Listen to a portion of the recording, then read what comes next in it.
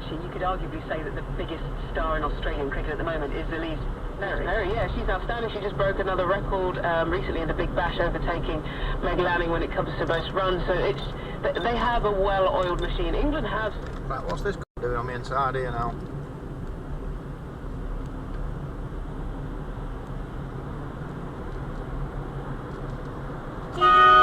You stupid old t***.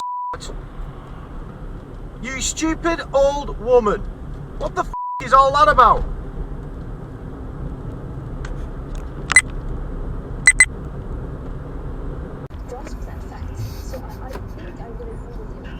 So that really kicked off on text, I've got to say.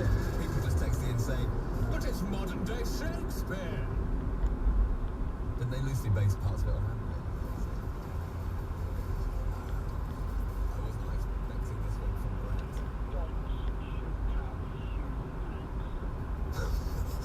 Okay, do you have a dog? Yes, I do. And what is your dog called? My dog is called Capty, and it's a black lab. Greta, do you have any pets? I do. I have 2 dogs, also a black lab and a golden retriever. Oh my god, okay, this is the Let's see if anybody's going to be an arse because I do this the right way.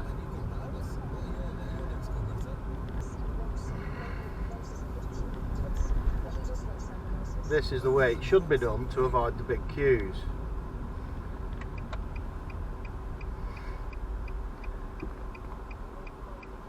There you go, number 1. Number 2. Thank you, my dear. That's how you would reduce queues at merge points. But people don't do it. We're British, we like to queue up. So you fill one lane full of traffic way too early and the other lane's empty until you get to the merge point. Don't be British. Do it the right way. Use both lanes to the arrow merge point and then merge. And don't be an arsehole and not let somebody merge. Because nobody has priority. You're both responsible for letting each other change lane. Too many people think he's changing lane. He can't get in my lane. If he's ahead of you and he's indicating he's doing the right speed, he's allowed to move, and you are responsible as well to let him move. You block him, you go on the car's bumper in front of you, and you touch, you're both in the shit.